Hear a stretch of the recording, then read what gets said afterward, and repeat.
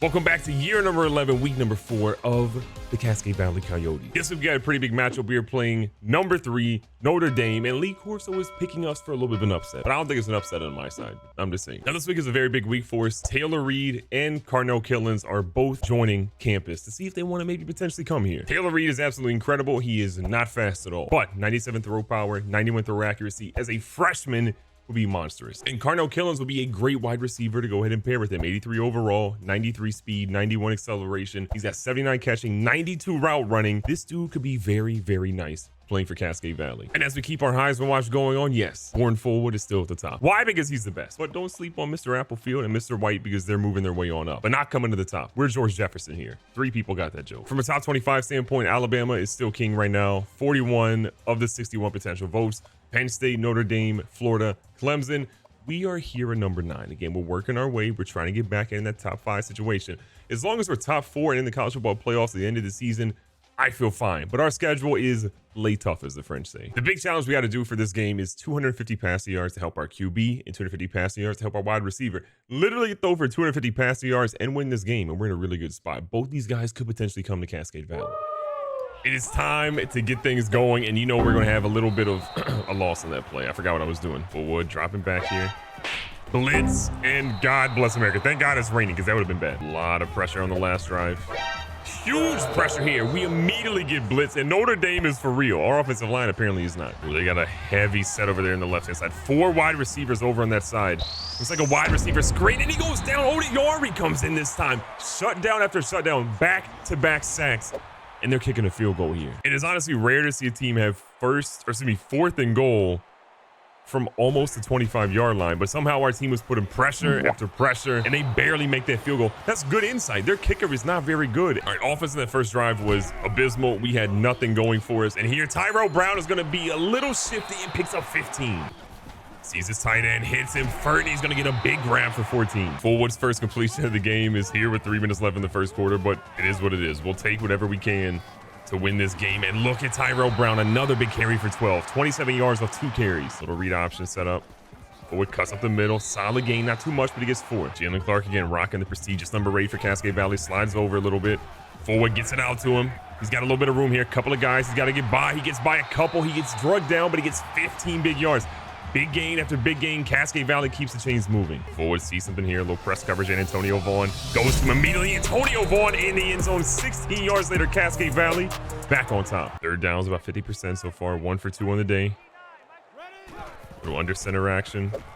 Fullwood had a guy, probably gonna hit him underneath. Porter Ryan was probably the move, but instead we're settling for a field goal here. Disappointing. Evan Shepard, the punter, has taken over all kick duties this season because Willie Days III, while he has a great name, he is not ready to kick right now. Our guy's looking to make a play. The quarterback throws one, and Lanier is there, and he almost gets the pick, but instead it's going to be 4th and goal, force him to kick a field goal. Notre Dame has had so many chances so far in this game to have the ball in the end zone, but both times they've had to settle for a field goal, which they cannot be happy about, but still, they're only down 4. 3rd and 3, the backup quarterback, Patrick McDonald, and a receiver here. Fullwood fumbles on that. Too many hits to him. He's not had enough protection. And Theo Riddick just made a huge play. Bit of a tighter set here for Notre Dame. Does the luck of the Irish fall or keep going here? They're getting an opportunity that's going to be short. We're going to call a timeout, force them to go ahead and kick one here, and we like our chances. Remember, their kicker doesn't seem to have like the craziest leg. Maybe it's the rain that impacts him as well. We'll see how easy or difficult this one is for him. This one is up. It's trailing, and that one is just going to be good. I think another 5 or 6 yards into the 45, 46 yard range, their kicker's not going to be able to hit it. Look how close this one is. It's not very easy. There's a lot to love from what we've done so far on defense, but just the fact that we haven't put the points on offense yet is a little too scary. And Fullwood, he's getting rid of yet another one. Halfback screen's been pretty solid so far today. We're going right back to it here, but Notre Dame seems to have that one fished out, and they do. A loss of 6. Now we're in 3rd and unmanageable. An opportunity to try to make something happen, but it's not going to be an easy one here. Fullwood, though, finds his tight end, Armani Fertney. Is going to be 4th and 1. Are you kidding me? We were so close. Notre Dame used their timeout. We're feeling a little crazy. We're going to go with it. Burris is going to bowl his way through, and he gets what he needs. We're going to have 1 timeout left with 30 seconds. Big opportunity here with 30 seconds and a dream. Remember, the clock stops on 1st down advancement. Forward has a guy deep. He's going to see Porter Ryan, who smartly gets out of bounds. That is what you have when you have a veteran receiver on the roster. What a throw and catch, and what a great play call. Big thing here is that we're in field goal territory. We do not need to really force anything. Forward can just do some magic and make a play here. Forward's trying to get down into the end zone. They're going to tackle him out of bounds. Late hit, ref. Our quarterback needs to be protected. 12 first down so far in the first half. We got a 1-point lead. A touchdown here would be monumental for Cascade Valley. Forward is huffing and puffing. Don't want to risk too much with him. Underneath, he's got Porter Ryan. Porter Ryan is in the end zone, extending our lead to exactly what we needed. A much better cushion in the second half. Doing our best to hype up the crowd right now. We need to get a stop here. 3rd and short. Send a guy over in motion. They go, and what a defense. Simmons in there with the deflection, has an interception that was clutch earlier, deflected one earlier on the right-hand side, and he's in there making a play. This is kind of wild. Notre Dame has had so many opportunities. They've made 3 field goals. This is about to be their 4th attempted field goal. It's up and it's good, but they should have 25, 30 points in this game. Instead, they only have 12. Got our guys spread out quite a bit here. Notre Dame sending the blitz. Forward again, feels the pressure. And again, if you're going to line up in sort of a deep coverage, he's going to exploit that every single time. Keeping things going here. Forward again. Has an opportunity, could potentially hit some of his guys, but he's going to take the easy first down and get smartly out of bounds. Tyrell Brown getting the ball here. It's been a little bit. Looking for some blocks. Solid run. We'll take the 7 yards. 5-point game. Even a field goal here is great. We just do not want to turn the ball over. We have to get points on the board. And look at Roderick Johnson with his best carry of the game. Forward again. Couple of adjustments lined up here. Sees his guy, Antonio Vaughn, ready to go. Breaks some ankles, and he's still moving down to the 11 or 12-yard line. Jaden Banks of Notre Dame has been super active. He's had a lot of guys that have been thrown directly in his area. And he's making good tackles, but at the end of the day, we are fighting for Roderick Johnson nearly in the end zone. Tyrell Brown comes back in the game after getting a breather. Roderick Johnson did a lot of the work there, and Tyrell Brown is going to finish that one off. A 1-yard touchdown run, and that lead is looking a whole lot better now. Forward, feeling it. Going around, throws that one kind of away. It barely goes anywhere, and instead of getting that lead extended, it sits at 11. Full house set here. Forward's going to hand this one off.